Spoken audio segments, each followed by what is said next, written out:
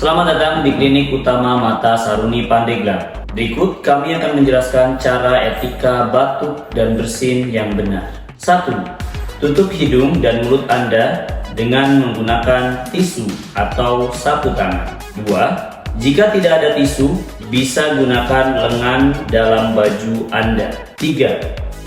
Segera buang tisu yang sudah dipakai ke dalam tempat sampah yang telah kami sediakan.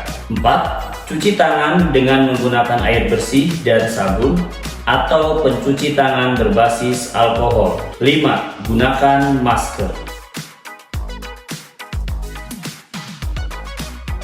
Terima kasih.